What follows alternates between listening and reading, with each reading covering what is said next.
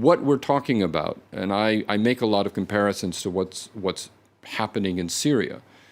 The problem in Libya, just as with Syria, is you have a very weak basic foundation for a nation state to begin with.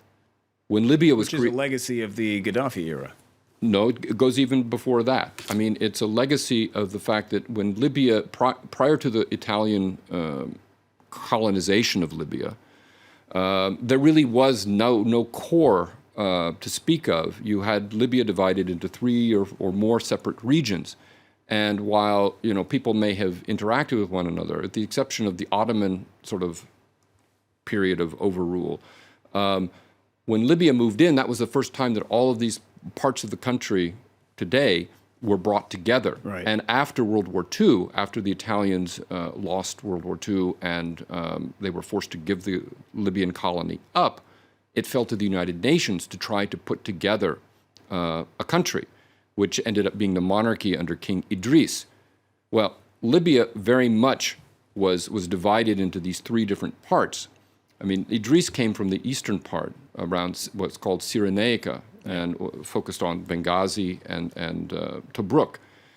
Which is why the first thing the rebels did in 2011 when they rose up against Muammar Gaddafi was show portraits of Idris, and they wanted to bring the king back because right. Well, they wanted that was one idea about trying to do it. Ironically, again, as with Syria, the one person who sort of created this contemporary Libyan identity was a dictator of the worst type.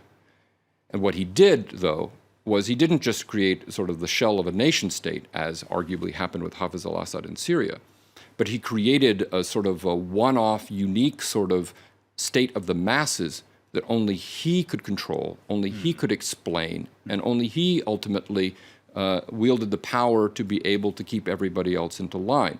So when he was overthrown, I mean, Libya had nothing to fall back on, and there was no real tradition beyond sort of loose tribal traditions for any kind of political deal-making. That's what we're seeing playing out today. Armed tribes, armed factions, many of which are pursuing a very narrow agenda of protecting their city, their region, their people.